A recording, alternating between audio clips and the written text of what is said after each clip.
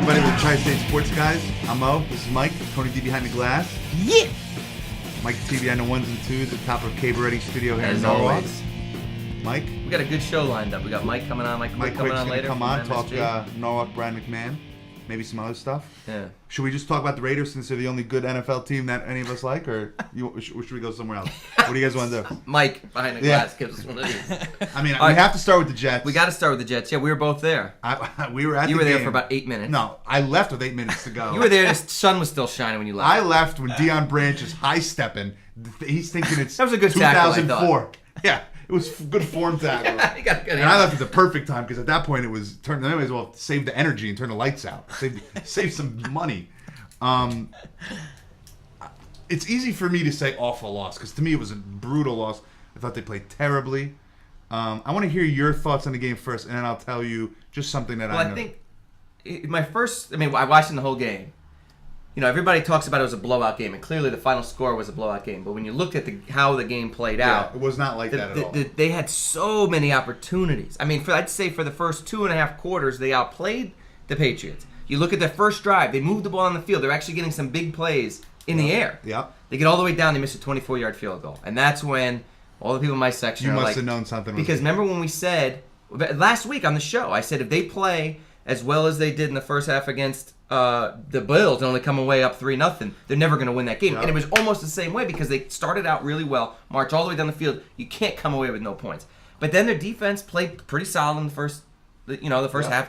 They gave up a touchdown. They get the safety. And then you get to the end of the half, and you have that just inexplicable timeout call with 17 seconds left on the play clock. And everybody, I'll tell you, Paco, who comes on our show, gives his picks immediately. They give him credit. Said, what are they doing? And I wasn't even paying attention to the play clock and everything when I saw the timeout. And he was 100% right. That gives Tom Brady an extra 17 seconds. How do you call a timeout there when you're driving in for guaranteed points when you have time left on the play clock? I don't care if you're a freshman in college, you can't make that timeout call. I mean, was that something when you were watching it, you're saying, what the hell are you doing? Yeah. I mean, Rex Ryan said that was, out of all the big plays, that was the worst mistake, and that's I disagree. I disagree. Great call by Paco. It's obviously a bad move, and it's a not even a rookie move. That's an amateur move. Yeah. But That's a for move you him don't make to in say- Madden. yeah, Anybody that's played Madden's never made that move. for him to say that that's the reason, because at the end of the day, Brady still had to go down the field, and you have this great defense. Defense has to make And you a stop. cannot give up a Yeah. touchdown there. Now, this is what I was talking about a couple weeks ago when I said what worries me about the Jets is that now you have this whole thing of, it's just in their way, or it's in, maybe not all these, it's in their nature to start out slow offensively. When you were watching Brady, I don't know, maybe I was being overly critical. He did not look good in the first half. He was missing receivers. He had Welker wide open a few times. Danny Woodhead was open 3 or 4 times, once in the end zone. Yeah, And he was if bouncing balls. He looked bad. and so if I'm a Jet fan, I'm watching that game thinking, this is our shot. Because at some point, just like any good pitcher, this guy is so good that he's going to find a rhythm, and we better have a lot of points before he does. Right. And they didn't. They Right. didn't. And they were only up 9-7. Right. And Clearly, they come all the way down the field. They score the touchdown. Start the second half. When they had that big stop and they had the punt, everybody I was sitting with was like, we got Joe McKnight. He's our new, he was leading the league in yardage for kick, yards and for kick he return. had a big kick return. Right, so he's back for the punt. Yeah. Not only does he muff the punt, it seemed like every Jet on the team had their hand on it at I'm some glad you point. said- And I'm sitting there going, to me, that was hands down the biggest play. It's not even close because that right there was they got a big stop on defense, and then they did that. I'm glad you said that. I was in the suite with work, and Coach Belichick's girlfriend was there. And they replayed that one. I actually give the Jets a lot of credit, by the way. They replay a lot of things that aren't in their favor. Yeah. Like, they replay a lot of, overthrows, and I was like, that's actually really good. Whoever it was, I think it was number 30, literally was on top of the ball, and he just missed it. And Belichick's girlfriend goes, "Oh, if he were on New England, he'd be gone before the day was over." He probably would and be. I was like, you know what? She's absolutely. I mean, You'd see him was walking off the field It wasn't like holding a his fat helmet. lineman. It wasn't like a fat lineman. It was a guy who clearly D-back, yeah. he had some ball skills, and he could just fall on the ball. Unbelievable. I mean, everybody on the team had their hand A lot on of people are killing Westall for putting him back there in that situation. Do you kill him because he's usually just a kick returner? You know what's really, really funny, though? The punt before, Jim Leonard was back there. Yeah. and we just give Paco credit for his great call of right away noticing why he called this timeout. When he was back there, he goes, "Why is Jim Leonard back there?" And I said, Jim Leonard will never return a punt, but he will catch the ball everything. and he'll give you 8 yards. And he's never going to be one of those idiots that dances backwards. And so he was all excited about Joe McKnight. Because Westall probably wanted to take a shot He says, this is our shot to do it. Now, You think that feeds from the fact that everyone starts to realize, our offense is not that good. I 100%. I don't fault Westhoff at all because the offense clearly is dictating that type of move. Was just not getting it done. You needed a spark there. I mean, did you think, you watched that game to that point, did you see Jim Leonard fair catching the ball at 10 yards and them going 90 yards for a touchdown? No. You needed them to bring it out to the 50. So I was 100% behind the move. You can go hindsight and say, well, that's dumb. But you got to assume a guy's going to be able, it was not a windy night. You were there. Yep. There's no reason he should muff that punt. I knew this game was in trouble even before Nick Folk missed the field goal. The fact that they were attempting a field goal in that situation, I'm like, they should have scored a touchdown there. And then all this, that was the first replay. He had Plaxico coming across the middle of the end zone, and he threw it like behind him, and you see Plaxico. Plaxico was not happy, and right away I'm like, that's your shot right there. And they just never did enough. I mean, Sean Green, he seems to run well for like 2 downs, but maybe they're just so predictable that they're not giving Mark Sanchez a chance to succeed. But I'm also going to say, it can't possibly be the coordinator who just doesn't know anything. At some point, maybe he just knows Mark Sanchez is very limited. But we talked about it a couple weeks ago about Clowney tweeting all of the plays before they happened and being right 80% of the time. And then you look at the fact that Mark Sanchez got sacked 5 times. Now, he took credit a couple of those times. He says he held the ball too long. He was under pressure more than I've seen the Patriots. That offensive line is awful. That offensive line. Now, I had a conversation with a friend of the show, Rich Trimboli, always texts me. He's a Mark Sanchez hater. He's actually told me he thinks he's a bust already, which is a different conversation. But I said I think this is the first time in his career he's ever been behind a bad line, and I think that they are not even a mediocre line. I think they're a bad offensive line right now. I think which he's never had in USC. He always had a solid line. In the last 2 years, he had a very good line. So this is the first time he's ever played in his life where he's doing this, and I think you could clearly see he's flustered. I think what Rich has said has a lot of merit. Now people are gonna argue about the 4 wins on the road, and that's great, but there is a point where he's never had any type of uphill battle. Never had to really. But that's not a factual statement. How many games did they win in the fourth quarter last year? Where he took over. So what do you mean? But I'm not. But anyone can take over or get hot for a couple drives. Not anyone, but a quarterback in the NFL should be able to get hot for a drive or 2, or even a quarter. When Eli Manning does, everybody calls him the best fourth quarter. We'll talk about Eli. Listen, I mean, when Mark Sanchez does it, it's not his. That's what I don't like about the Mark Sanchez haters. I do think that there are too many times that people make excuses for Mark Sanchez. I don't think anyone makes excuses for him. Everybody hates on him. I don't know anybody. I hear a lot of the commentators are like, it's still too early. Who? Let's give him some time. People on ESPN hate him. People on ESPN hate that dude. Chris Carter hates him. The guy.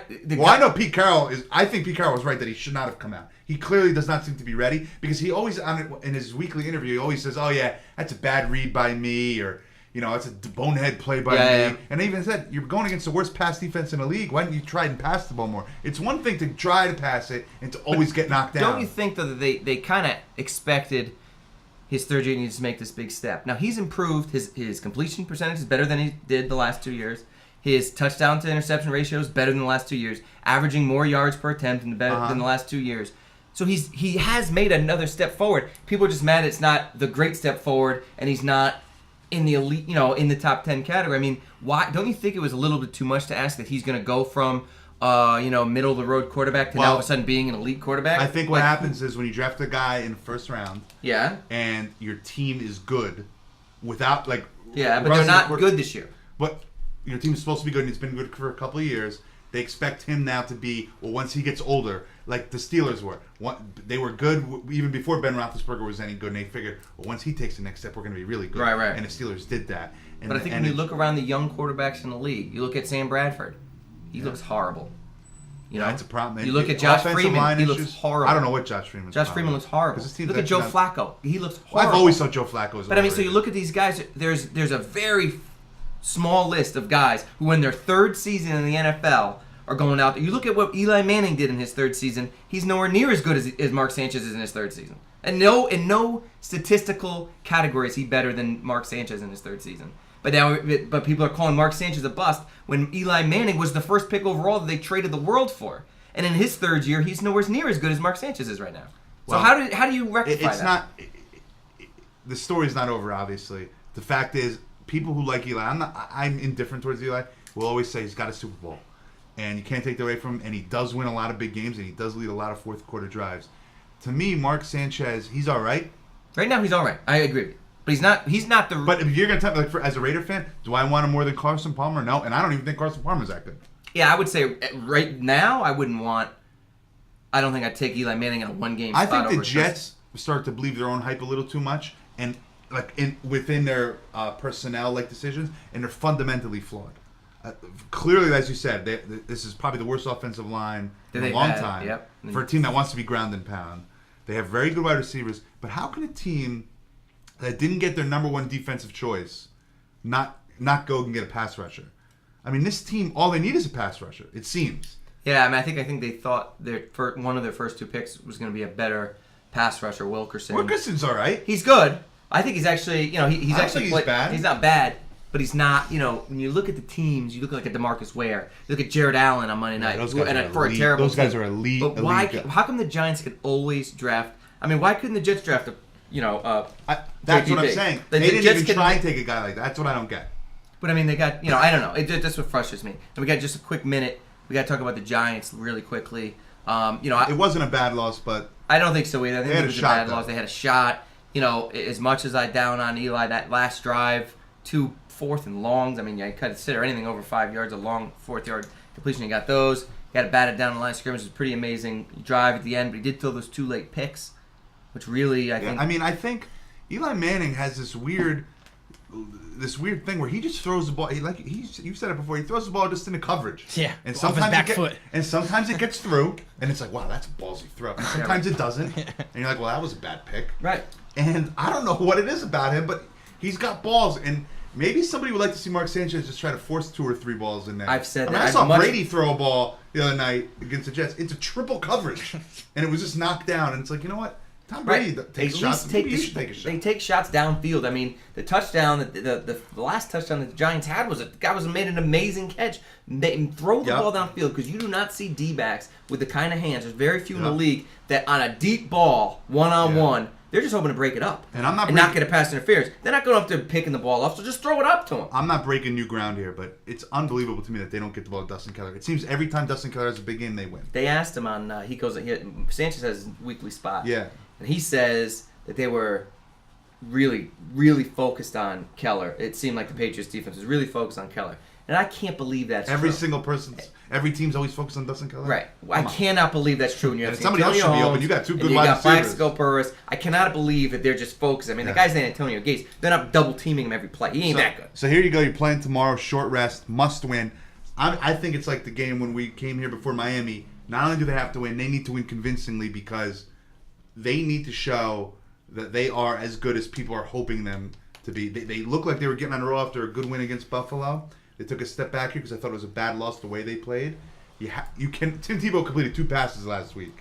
We'll get into Tim Tebow later. I'm going to tell you right now, I've never been less confident in it. I know. I was talking about the line, and you were not surprised. You were like, yeah, this line's fine. But it opened at 4.5. It's now gone up to 6 because people are clearly betting on the Jets. Who wins this game? Tell me. I think, honest to God, Denver Broncos win this game. Tony. And I'm not saying this to be one of those guys. Oh my goodness. Oh my You couldn't be a worse. What is going on? Let me tell you why. You couldn't be a worse matchup for the Jets right now. What do the Jets do really, really well? They cover wide receivers. And he doesn't throw the ball. And they don't throw the ball to wide receivers. So you eliminate the best part of defense, right? Then what they do on offense, and we're going to get into Tim Tebow a little bit later on, they do this weird triple option, veer option, all these type of things, and the Jets have 1 day to prepare for it. The Jets had a walkthrough yesterday. Today was their only practice. So now they have an offense they've never seen before. They got to practice it, and they're going towards whatever their strength is. They're going to eliminate that anyway. Wow. So you tell me how the Jets win. What do you think? No, I'm not. You tell me. I think the Jets are going to win. You think they're going to win convincingly? I think they're going to win ugly as they always do, and I'm going to say, you know what? The Jets aren't. The Jets are exactly what they are. They're a little bit 6-14, 5-5 team. I'm a little shocked right now. We're going to take a break. We're going to come back. Mike Quick's going to be on the radio on this radio. We'll be back with a Tri-State Sports. See how flustered I am? You're flustered. I can't believe you picked the Broncos. Yeah. I wish you would have gotten into that earlier.